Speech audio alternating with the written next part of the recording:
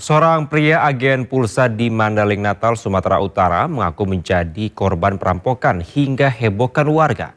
Rupanya pelaku sengaja merekayasa perampokan dengan dalih menggelapkan uang hasil penjualan 60 juta rupiah. Tapi udah nggak apa-apa lah. Semuanya sehat-sehat aja lah. Sehat-sehat. Cepat ketemu. Tapi biasanya kayak gitu tuh cepat. Warga desa Sinunukan, Mandailing Natal, Sumatera Utara dibuat heboh pasca peristiwa perampokan yang dialami Mulyadi, seorang agen pulsa sebuah perusahaan provider. Awalnya Mulyadi mengaku telah dirampok oleh sejumlah orang yang membawa senjata tajam hingga uang hasil penjualan pulsa yang akan disetor raib dibawa pelaku. Tidak itu saja, untuk meyakinkan warga, Mulyadi juga mengaku telah ditusuk dengan pisau di bagian kaki dan tangan. Namun setelah diusut polisi, ternyata peristiwa perampokan tersebut hanya akal-akalan Mulyadi, si agen pulsa.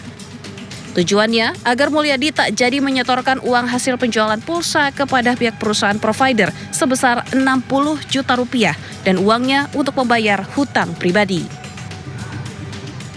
Peristiwa tersebut dikategorikan direkayasa oleh si korban karena terlilit utang, sehingga uang yang tadi dicuri itu untuk mengelabui, kemudian untuk membayar hutang. Usai akal-akalannya ketahuan, kini Mulyadi si agen pulsa harus mempertanggungjawabkan perbuatannya, terancam hukuman 4 tahun penjara. Dari Mandailing Natal, Sumatera Utara, Ahmad Hussein Lubis, iNews melaporkan. Karena apa?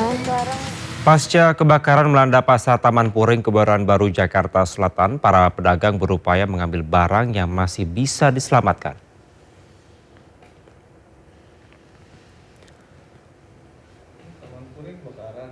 Sebanyak 552 kios di pasar Taman Puring terdampak akibat kebakaran di Taman Puring. Hingga Selasa pagi, asap tebal masih terlihat di beberapa titik. Sejumlah pedagang berupaya mengambil barang yang masih bisa diselamatkan. Menurut petugas, api pertama muncul pada pukul 6 sore saat sejumlah pedagang sudah menutup toko. Diduga api muncul dari salah satu titik di tengah pasar. Api dengan cepat menyebar karena material dan barang-barang yang ada di lokasi kejadian bersifat mudah terbakar.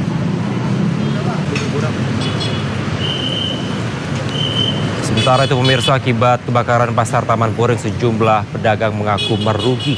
Dari cerita salah satu korban, kerugian yang dialami bahkan mencapai ratusan juta rupiah dari satu kios. Dagangan tidak ada yang bisa diselamatkan lagi gitu. Berarti nggak sempat menyelamatkan apa-apa? Satu pun tidak ada yang bisa diselamatkan lagi. Berarti Pak mungkin udah ada taksir kerugian Bapak yang dialami? Kalau yang saya taksir kerugian saya sendiri, buat toko saya sendiri, kurang lebih antara 70 sampai 100 jutaan. 70 sampai 100 juta. Itu isinya sepatu semua ya Pak? Isinya sepatu semua. Dan pemirsa, untuk mengetahui informasi terkini terkait kebakaran di Taman Puring, sudah ada rekan kami Hamzah Hasibuan di sana. Selamat siang Hamzah, apakah proses pendinginan masih dilakukan dan bagaimana suasana atau situasi terkini di pasar Taman Puring?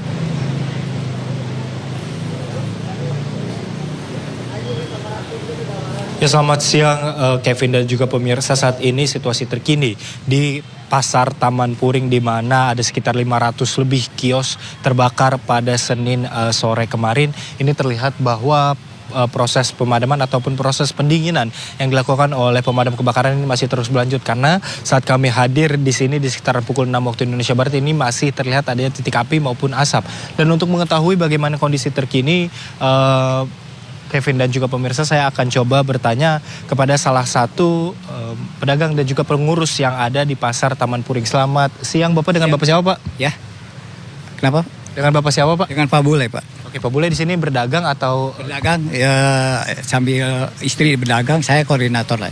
Oke Pak, mungkin bisa dijelaskan Bapak di sini berdagang apa dan sempat melihat nggak Pak proses kebakaran waktu? Ya. Saya dagang di sini masalah ransel, tas, dompet perempuan segala macam, masalah ngelihat saya lagi di rumah karena saya lagi sakit. Udah 2 bulan nggak ke sini lah, istilahnya lagi berobat jalan. Ya pas istri pulang dari sini jam 6 masuk ke rumah. Nah, terus nggak lama anak saya dari kamar langsung ngasih HP, ayah Taman Puring. Ya udah, kebetulan masih ada anak saya satu lagi, langsung saya tinjau ke sini, udah besar Pak api, udah sampai ke depan tuh. Saya nggak bisa ke dalam karena ya damkar itu ya. Saya di depan situ lihat, waduh sampai. Ya cuma saya herannya kan siangnya habis hujan Pak, dari jam 2 sampai jam 4 besar hujan di sini. Tapi api itu secepat kilat Pak, sampai wush gitu nyampe. Ya itu. Oke Bapak, mungkin bisa diberitahu ada kerugian yang ditaksir berapa sih Pak, perkiraan Bapak, toko Bapak ini? Kalau saya perkiraan 150 juta. Kalau saya pribadi ya. Alhamdulillah. Baik, yang terakhir Pak, mungkin harapannya Pak setelah kebakaran ini apakah gimana ini Pak Pasar Taman Puring? Harapan saya kepada RI 1 Pak Prabowo, mohon kebijaksanaannya, karena ini Pak dengan kebakaran ini udah 3.000 jiwa nganggur dan memerlukan usaha. Kalau bisa ya lokasinya tetap di sini. Mohon kebijaksanaan Pak Prabowo, Pak Gubernur, Pak Wali Kota. Itu aja Pak, harapan warga semua itu Pak. Ya. Terima kasih banyak Pak Bule atas waktunya. Turut prihatin dan selamat bekerja kembali Pak.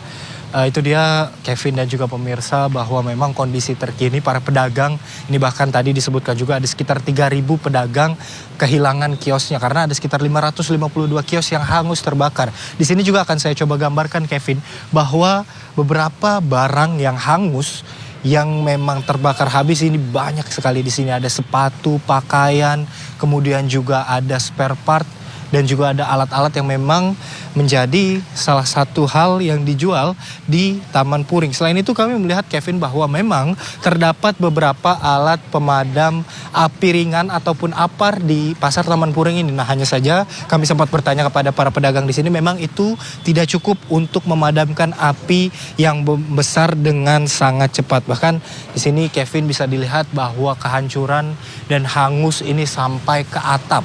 Sisa-sisa besi dan juga puing-puing ini juga roboh. Dan ini juga memang cukup rusaknya parah karena tidak terlihat ada yang tersisa. Kami melihat bahwa sejak pagi tadi para pedagang ini mulai kembali untuk mengontrol kios mereka. Hanya saja kami tidak melihat ada para pedagang yang berhasil menyelamatkan banyak dari barang dagangan mereka. Dan kami melihat bahwa kondisi di sekitar Taman Puring ini ada beberapa gedung, misalnya ada fasilitas umum seperti musola dan juga WC umum, dan 2 gedung di sebelah Taman Puring ini sebenarnya ada Polsek Kebayoran Baru. Hanya saja kami melihat tidak ada dampak yang terlihat dari gedung-gedung selain Pasar Taman Puring ini. Dan informasi yang kami dapatkan dari Polres Jakarta Selatan ini, para tahanan yang ada di Polsek Kebayoran Baru ini sementara dipindahkan akibat dari kebakaran yang terjadi di Pasar Taman Puring. Sementara itu yang dapat kami informasikan. Baik, Hamzah, mungkin singkat saja, apakah sampai dengan saat ini sudah ada informasi resmi terkait dengan penyebab dari kebakaran kemarin sore di sana?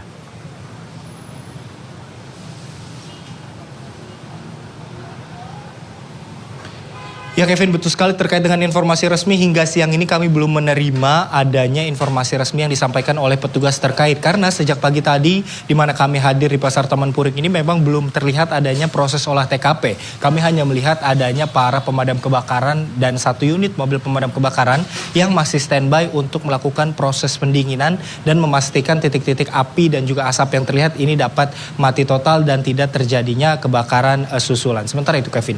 Baik, terima kasih Hamzah Hasibuan melaporkan langsung dari Taman Puring, Kebayoran Baru, Jakarta. Selamat kembali bertugas.